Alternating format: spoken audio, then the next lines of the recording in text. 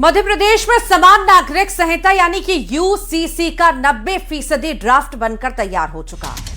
प्रदेश में इसे भारी जन समर्थन भी मिला है और 9.5 लाख लोगों में से लगभग 9 लाख लोगों ने यूसीसी का समर्थन किया है, जिसमें सबसे चौंकाने वाली बात यह है कि 71% मुस्लिम महिलाओं ने इसके पक्ष में अपनी राय दी है। 2 जुलाई तक ड्राफ्टिंग कमेटी 2 भागों में अपनी फाइनल रिपोर्ट जो है सरकार को सौंप देगी और इसके बाद मध्य प्रदेश में कानून का रास्ता साफ हो जाएगा। और सबसे पहले बात राम मंदिर की, जहां पर दान चोरी मामले में जांच अब तेज हो रही है।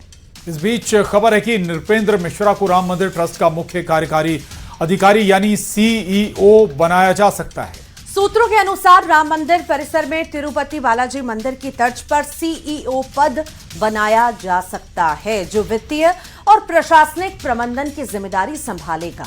वहीं राम मंदिर परिसर में सीईओ का पद राम मंदिर ट्रस्ट के अधीन होगा। वहीं दूसरी तरफ राम मंदिर ट्रस्ट से चंपत राय और अनिल मिश्रा के इस्तीफे की पुष्टि हो गई है। ट्रस्ट के कोषाध्यक्ष गोविंद देव गिरी ने जानकारी दी है कि चंपत राय और अनिल मिश्रा का इस्तीफा मिला है, जिस पर आगामी बैठक में विचार किया जाएगा। वहीं राम मंदिर ट्रस्ट की तरफ से यह भी कहा गया है कि श्रद्धालुओं की तरफ से दिया गया दान, चांदी की ईंटें और आभूषण पूरी तरह सुरक्षित हैं।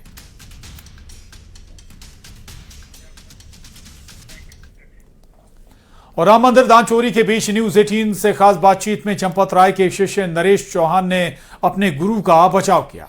उन्होंने कहा कि चंपत राय ने पूरी जिंदगी समाज और राम मंदिर आंदोलन को समर्पित की है। नरेश का दावा है कि चंपत राय के नाम न कोई संपत्ति है, न घर और न ही परिवार। उन्होंने दान घोटाले से जुड़े सभी आरोपों को निराधार बताया। अयोध्या में एक ऐसे शख्स मौजूद हैं जो चंपत राय के 50 सालों से शिष्य हैं और इनकी आंखें भर आई हैं। इनका कहना है कि शंकराचार्य में दाग हो सकता है, लेकिन चंपत राय जो इनके गुरु हैं उन पर कोई दाग नहीं है और उनका नाम बेवजह उछाला जा रहा है। तो गुरु हैं वो भी सवालों के घेरे में है, क्योंकि जो उनका ड्राइवर था टीनू यादव, उसको अरेस्ट किया गया। बता रहे हैं कि वो बेरोक-टोक अंदर जाता था मंदिर में। अगर ट्रस्ट की गाड़ी है, वो महामंत्री हैं, वो किसी से यूं तो कहेंगे मैं मेरे को ड्राइवर दे दो, अपने नीचे वालों को ही बोलेंगे। मानते हो? नीचे वालों ने किसी ने दे दिया होगा भाई ड्राइवर है, अब वो उसके अंदर चोरी की, उसने डाका डाला या कोई बात करी है, उन्हें कब पता चलेगा? जब जो था ऑडिट हो रही होगी कोई। तो इसका नाम क्यों आ रहा है चंपत राय जी का? एक एंटी उसमें खड़े होकर के उनके हाथ में जिम्मेदारी दी गई। अगर कोई वो 19-20 करेंगे तो नृपेंद्र मिश्र को नहीं पता होने का। बिल्कुल नहीं होना। आहत हो रही हैं आपको? आहत ही नहीं है, बहुत अंदर से दुखी है हमारा क्षेत्र, बहुत दुखी है। हम कह नहीं सकते इस बारे में कि क्या इसके लिए जीवन यापन किया था इन्होंने। लेकिन 8 लोग अरेस्ट हुए हैं और कैश बरामद हुआ है करीबन 80 लाख के आसपास। भाई साहब, हमें भी उनके नामों का कोई पता नहीं चला, ये भी अभी पता चला है। कोई प्रॉपर्टी इनके अपनी नहीं है, ना इनकी कोई शादी हो रखी, ना इनके कोई बच्चे हो रखे, ना इनका अपने परिवार को कोई योगदान है। उछाला नहीं जा रहा, उनको बगैर मतलब के खींचा जा रहा, और वो लोग खींच रहे हैं जिनके अपने पल्ले कुछ नहीं है, जो महाभ्रष्ट आदमी है वो। और अयोध्या के राम मंदिर में चढ़ावे की चोरी और गड़बड़ी को लेकर एसआईटी जांच में कई चौंकाने वाले खुलासे सामने आए हैं। सूत्रों के मुताबिक जांच रिपोर्ट में दान पेटी से रकम निकालने और काउंटिंग प्रक्रिया में गंभीर अनियमितताओं की पुष्टि हुई है। दावा है कि सीसीटीवी में चोरी की दर्जनों घटनाएं रिकॉर्ड हुई हैं और ये पूरा रैकेट पिछले 2 से 3 साल से सक्रिय था। रिपोर्ट में कई कर्मचारियों, अधिकारियों और कुछ बाकी लोगों की भूमिका पर भी सवाल उठाए गए हैं।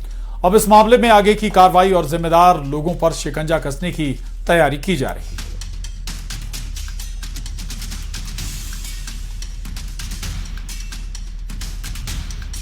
के चंपत जी के बारे में जब भी ये सवाल खड़े होते हैं तो मैं तो असहज हो जाती हूँ, क्योंकि उनकी निष्ठा, उनका समर्पण हम लोगों ने लंबे काल तक देखा है, उनके परिश्रम को भी देखा है।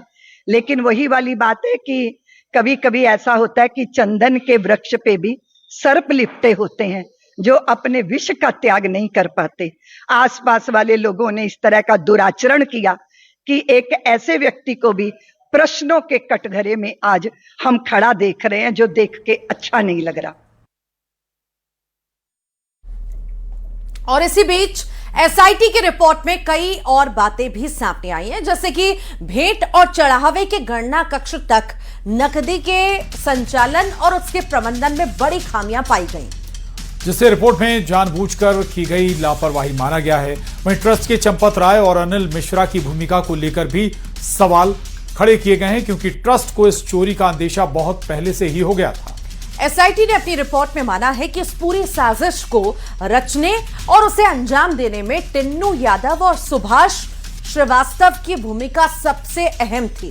वहीं आरोपी टिन्नू यादव के पास बिना किसी आधिकारिक आदेश या अनुमति के हुंडियों की चाबियां भी मौजूद थीं। आरोपी सुभाष श्रीवास्तव ने नेटवर्क का विस्तार करते हुए अन्य लोगों को इस खेल से जोड़ा था और चढ़ावे की गणना करने वालों की ड्यूटी तय करने जैसी महत्वपूर्ण जिम्मेदारियां भी संभाली। आरोपी टिन्नू और सुभाष से पूछताछ के दौरान चोरी के इस पूरे नेटवर्क से जुड़े कई अहम खुलासे हुए हैं और इन खुलासों में कई बैंक अधिकारियों के नाम भी सामने आए हैं। बता दें, एक सरकारी बैंक के कुछ कर्मचारियों की संलिप्तता के संकेत मिलने से बैंक अधिकारियों की भूमिका संदिग्ध मानी जा रही है और सूत्रों के मुताबिक मामले में कई सरकारी कर्मचारियों के खिलाफ भी जल्द कार्रवाई हो सकती है। कोई कल्पना करता था कि अयोध्या में श्री राम जन्मभूमि का विवाद समाप्त हो पाएगा? आज अयोध्या में प्रभु श्री राम का भव्य मंदिर का निर्माण हो चुका है। लाखों श्रद्धालु अयोध्या धाम में आ रहे हैं। काशी में काशी विश्वनाथ धाम का निर्माण हो गया है। विंध्याचल में मां विंध्यवासिनी धाम का निर्माण हो गया है। हजारों वर्षों से चली आ रही कुंभ की परंपरा आप देख रहे होंगे। कुंभ हजारों वर्षों से हो रहे हैं, लेकिन दिव्य और भव्य कुंभ भी हो, ये पहली बार हो रहा है। कुंभ स्वच्छ भी हो, स्मार्ट भी हो, ये पहली बार हो रहा है। पिछली सरकारों ने कुंभ को भगदड़ का, कुंभ को अव्यवस्था का, कुंभ को अराजकता का, कुंभ को गंदगी का पर्याय बना दिया था। Those who believe and those who have faith gave donations and now those donations have been stolen. I think it is tragic. I think it is shameful and the government needs to inquire into what has happened, how it has happened and why it has happened. और महाराष्ट्र में शिक्षक बनने का सपना देख रहे हजारों अभ्यर्थियों को बड़ा झटका लगा है, क्योंकि राज्य सरकार ने महाराष्ट्र टीईटी 2026 की परीक्षा एंड वक्त पर स्थगित कर दी है। वजह है पेपर लीक की आशंका, जिसने एक बार फिर परीक्षा प्रणाली की सुरक्षा पर गंभीर सवाल खड़े किए हैं। महाराष्ट्र में 28 जून को होने वाली महाराष्ट्र टीईटी 2026 परीक्षा को पेपर लीक की आशंका के चलते स्थगित कर दिया गया है। जानकारी के मुताबिक 27 जून की सुबह गोपनीय सूचना मिलने पर भिवंडी पुलिस ने छापेमारी की और शुरुआती जांच में संदिग्धों के पास मिले कुछ प्रश्न परीक्षा के मूल प्रश्न पत्र से मेल खाए पाते गए और इसके बाद शिक्षा विभाग ने तत्काल परीक्षा स्थगित करने का फैसला किया। भिवंडी पुलिस थाने में मामला दर्ज किया, जांच शुरू की, 3 लोगों को हिरासत में लिया और अधिकारियों का इस पर कहना है कि नेटवर्क की जांच अभी जारी है। यदि बड़े गिरोह की भूमिका सामने आई तो और भी गिरफ्तारियां हो सकती हैं। नई परीक्षा तिथि जल्द घोषित की जाएगी। गौरतलब है कि देश में हाल के वर्षों में कई प्रतियोगी परीक्षाएं पेपर लीक विवादों में घिरी हैं।